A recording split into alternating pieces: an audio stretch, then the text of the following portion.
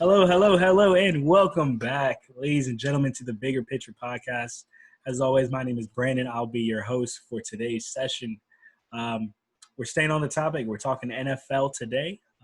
We're going to do NFC division winners. Last video, if you check that out, we talked about the AFC, so you can go back and check that video, kind of compare to what you have. Today, we're going to be going over the division winners of each one and giving our facts, our opinions on why we're picking each team. We've got Jared Smith joining us today, just like in the last video. How's it going, Jared?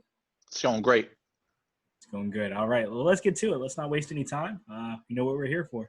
So we're going to start. Let's kick it off with the East. NFC East. Who you got? East goes to the Cowboys, and I'll tell you why. Jerry Jones set up the defense, made some moves. Yeah, do you lose Byron Jones? You do. But you get an edge rusher back in the guy that they were able to get back from the disciplinary actions, Aldon Smith. Man is a monster. So do you actually need great secondary when you got somebody on first, second, third, making sure that the quarterback is scared back there? No, you don't. So that's going to be fine. And then Dak Prescott has the franchise tender signed. This is a year where he has to prove, hey, I want Patrick Mahomes money. This is the year to do it. So if any year that the Cowboys are going to win the division, it's this year. It's going to be done by Prescott and the defense. Listen, I hear you. I'm all for Dallas every year on paper because they're just paper champs to me. Until they actually – it's 8-8, 9-7 every year. There's always a game or two, just like last year where they played the Jets and they let Sam Darnold coming back from mono literally just they kick field goals the whole game. Dallas is just always so promising, and I can always hack them up. Now, listen, this is a bit of a homer pick. I know I'm an Eagles fan, and if you've watched any of these episodes already, I've already made a couple different mentions to Philly and what we're looking at there. But it is what it is. I think the Eagles are proven. They're 2 years removed from a Super Bowl, and there's a lot of the same pieces there. I think they're ready, and, yeah, they lost a couple pieces. Obviously, notably on the O-line, Brandon Brooks went down early. Jason Peters is gone. But I trust my coaching staff to make the proper adjustments. The biggest question mark with us is always if Carson Wentz stays healthy. But listen, we've got a backup plan for that, do we, man? Don't we? Jalen Hurts. He could be the diamond in the rough. If Wentz goes down, I'm not going to say Hurts is the next Lamar Jackson, but we're going to tailor the offense around him. We've got the running game. We made sure we got receivers. Man, I think we drafted 5 receivers this year. I think Philly is the sleeper pick because Dallas is always going to be the favorite pick. They have the most fans. In a season that's going to be a little interesting because there's no fans, I think Dallas really, really benefits from playing in that stadium. I'm going with the Eagles, man. Biggest pickup for them, obviously, Darius Slay. Because when it comes down to it and you've got that team with the number one receiver, in this case it's going to be Amari Cooper, when these two teams play head-to-head, Darius Slay is locking him down, no question. And I think it's going to be the difference maker is the defense. I just trust Philly's defense a little bit more. That pass rush is still elite. You got Fletcher Cox up the middle. And the secondary, which was the real question mark for us, it's going to be much, much better now with Darius Slay. A lot of pressure off the other guys. You had guys who were fourth stringers. You're a fourth string corner and you're going up against Julio Jones. What are you supposed to do? So it's not going to be easy. Again, Philly might finish 9-7, but so will Dallas. So I got to go with the Birds here. Got to go with the Birds. If what happens, like we've seen so many times, that depth chart for the Eagles, Wentz hurts. And Wentz hurts, you are going to have an untested rookie that is not ready for the NFL. You are literally going to have a glorified running back with the ball in his hand, and you expect him to play quarterback at the NFL level. It's not going to Listen, happen. listen. I Cowboys wanted I win wanted the you to say that. division. I wanted you to say that because last year we played Seattle in the playoffs. We lost that game 17-9. Carson Wentz got hurt, and they brought in a 40-year-old Josh McCown. It's all about upgrading your personnel. He's better than Josh McCown at the end of the day. Even right now as a rookie, Josh McCown was coaching high school football, man, and he called up the principal and said, "Listen, I got to go play a game on Sunday. The team needs me." What is going on here?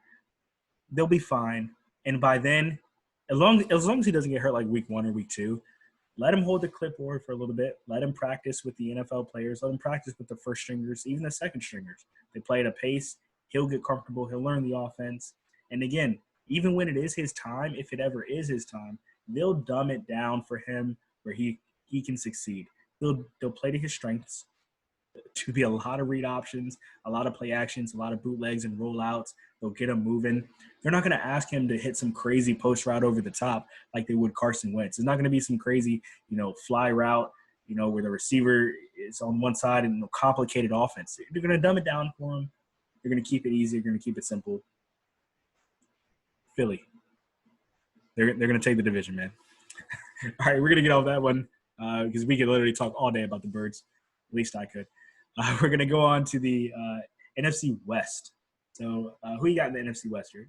NFC West is a surprise, and I did not feel this team until they added DeAndre Hopkins. So the Cardinals is my pick for the West. They have a huge, easy schedule. They got a rookie, or not a rookie, but Murray is in his second year. It's time for him to pop off. He has the receivers to pop off. You got Kenyon Drake. You have a defense that can hold. And even if you don't have the defense that can hold, you have an offense that can put up points because they're so diverse. Yeah. Believe it or not, I am right there with you. As you can see, I'm going with the Cardinals as my pick. I think it all lies in Kyler Murray. I think this is the year where he just needed that rookie year, and he was really good. I think he had 20 touchdowns. If he can get his interceptions to single digits, and if Cliff Kingsbury keeps doing what he's doing, because a lot of people question him, he's going to run a college offense. Keep doing what you're doing, man. Don't listen to anybody else because it worked last year, and you show that, hey, I can coach these guys. Their problem last year was defense, and they lacked playmakers. I love the trade that they made late in the season for Kenyon Drake. I think he flourished in this offense. And they added DeAndre Hopkins. They added a guy who's top 3 in his position. Instantly takes a lot of pressure off of Larry Fitzgerald, who's a lot older now. And it frees up a lot of room for guys like Christian Kirk, who is very good. Andy Isabella, who's very, very good and upcoming. They've got weapons.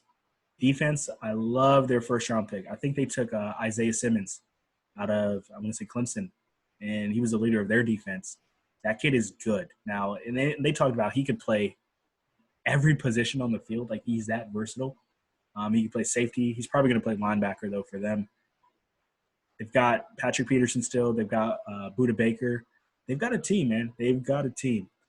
Now, I know you're probably thinking, if you're watching this at home, you're probably thinking, these guys are just going to ignore, San Francisco 49ers. They literally went to the Super Bowl last year. And we're not ignoring Seattle either. I think we recognize that this is the best division in football. And even the Rams, the Rams went to a Super Bowl 2-3 years ago. This is the best division in football, and it's not even close. And I think the numbers show that. The rosters show that. But Arizona, they are so good, man. And people are not giving them enough credit. I'll give a couple of reasons why I'm not on San Francisco, and then we can move on. San Francisco is pretty one-dimensional, and I think we saw that last year. They relied heavily on the run game, and they relied so much on the run game that's the reason why they blew the lead in the Super Bowl. Kyle Shanahan went back to what he knew: run the ball, first, second down, throw on third. My thing with Jimmy Garoppolo is he's not even in the top 15 quarterbacks for me. He has good games, but he has good games because teams are just focused on other things. George Kittle is really good, But outside of George Kittle, they don't have great receivers. Debo Samuel's okay. They had Emmanuel Sanders last year. They lost him. San Fran's lacking, man, and they go with this carousel of running backs. I just saw Raheem Mostert. He requested a trade. He wants to get out of there. And you have that Super Bowl hangover. Normally, teams that make it to the Super Bowl, they normally don't go back the second year. They might make the playoffs, with the expanded field, but I'm not sure that San Fran is going to be as good as they were last year. Probably like 9-7-ish. The Rams, I think they take a huge step back. They've been paying these guys forever, man, and like when is it going to catch up to them? I think LA, a lot of their game plan at this point relies on what Jared Goff can do, and I don't know that he's improved enough where I can rely on him to get this team back to the promised land. They're going to have to pay Jalen Ramsey a lot of money too. The defense is okay, but it's just a lot of big names, and they're another team that on paper they look really good until you actually watch them play football, and you're like, the Rams suck, man. I don't know. And then Seattle, they've got over reliable in Russell Wilson. But, again, their defense is not great. It's above average. They have moments, but it really all relies on Russell Wilson. And that can change at a drop of a dime if something happens. So just like we talked about Carson Wentz getting hurt, Russell Wilson means more to that team than any other team in this division. If Jimmy Garoppolo gets hurt, yeah, San Fran will suck, but they're going to run the ball anyway. If Jared Goff goes down, it's not to say that Jared Goff was elite anyway. So, I'm sure they can adjust. McVay's a smart guy. But Russell Wilson goes down, man, that team is done. They win 3 games, and they're sitting at the top of the draft next year. So I'm going with Arizona. I could be very wrong, but when we watch this back, I think they'll shock a lot of people. Agreed. Sounds good. All right. We're going to go over to the NFC North here. And as you can see on the screen, you picked the Vikings. Tell us about that. Let's talk about the Vikings. They have a defense that I always love watching.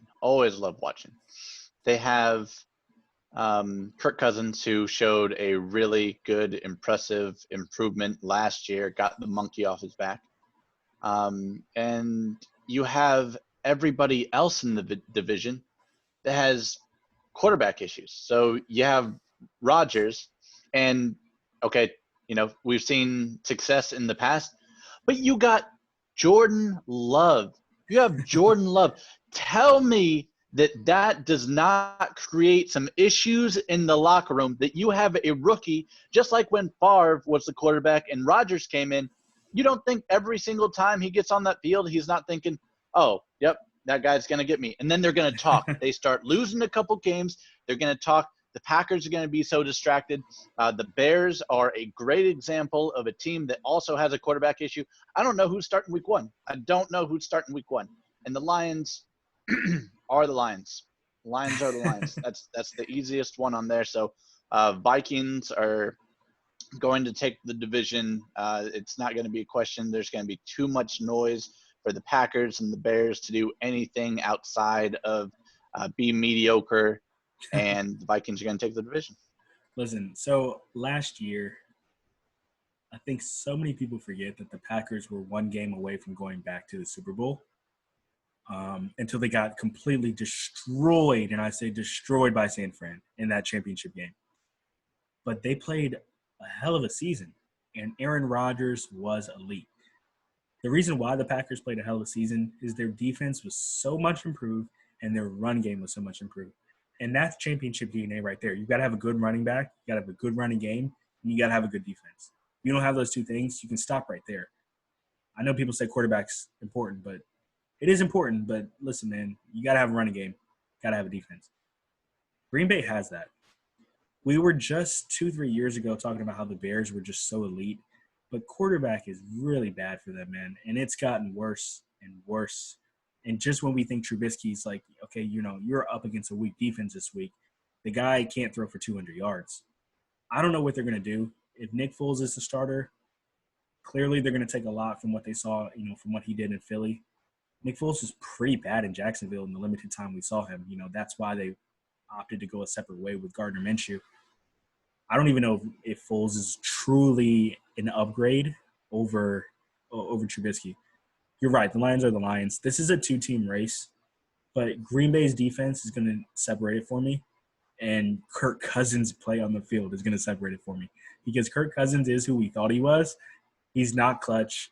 And again, last year, looking back at their games, yeah, they beat the Saints in that opening round game. They went to New Orleans, but New Orleans blew that, man. I think we can all agree. New Orleans really stunk up the joint.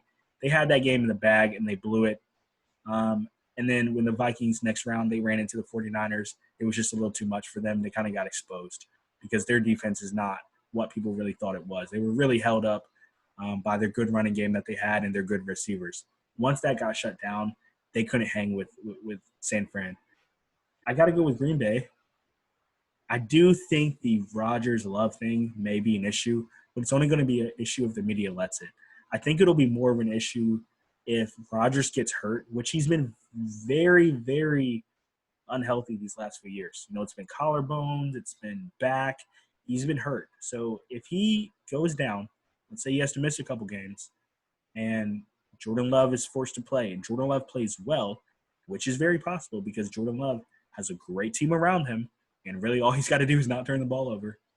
People will start to speak. They'll start to chatter. The media will get into it. It could cause some issues, but again, this team goes 10-6. They're in. They're going to win the division. The Vikings have a tough schedule. I don't know if you've looked at it, but it's not friendly. I think it'll be interesting, but I got to go with Green Bay. They've got the veteran leadership, and I think they've got the defense to pull it off. All right, and last pick, we're going to move over to the NFC South. This was a tough one for me. I thought about it a lot, and I'm still thinking about this. But let me hear who you have. Who do you got?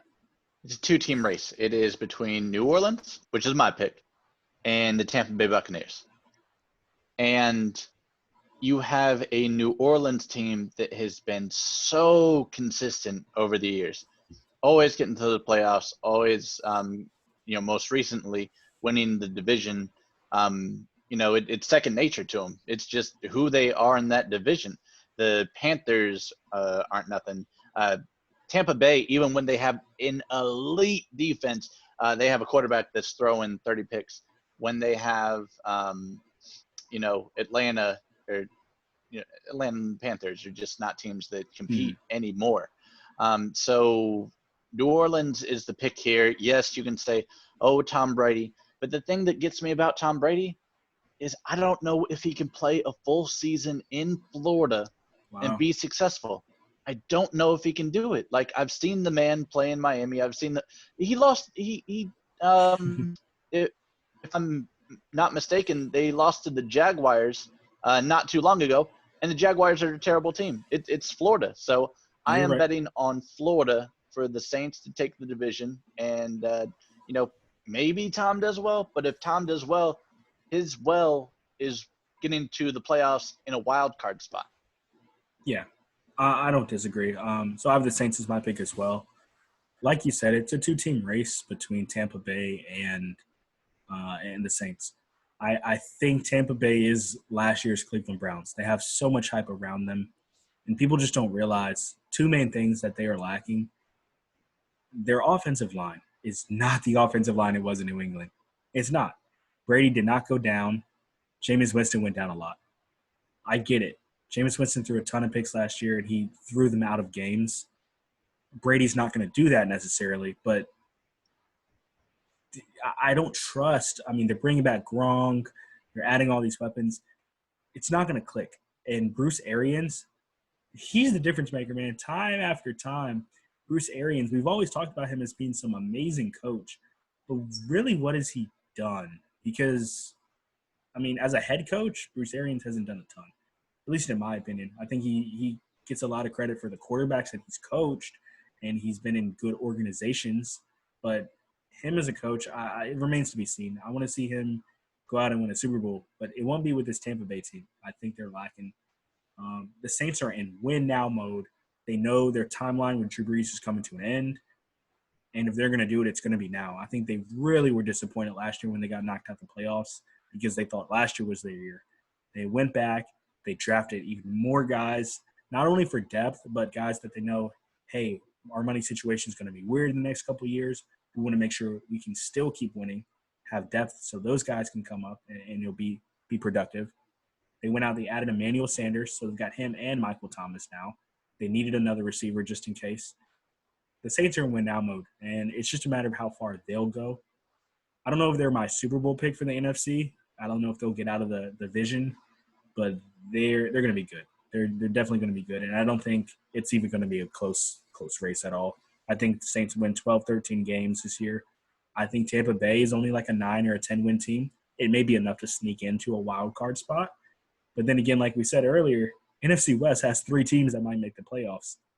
Where does that leave, the other divisions? Other teams might only get 1 team in, maybe 2. So I think it's pretty straightforward, pretty cut and dry. What are your thoughts? Any last thoughts on any of these picks that we have? No. I am excited for football to begin here.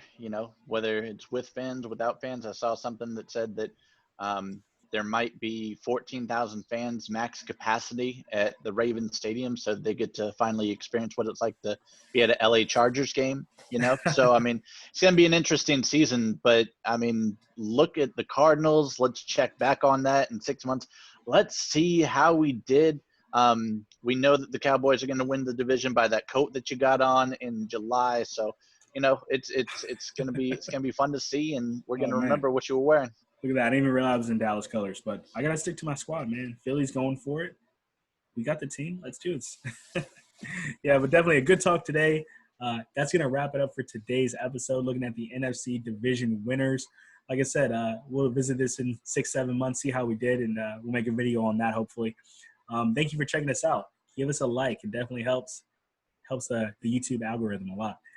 Comment who you think will win each division, and let us know. Follow us on Twitter, Facebook, Instagram, wherever you can find us. I'll drop the link in the description. My name is Brandon. This is Jared, and we are out. Peace.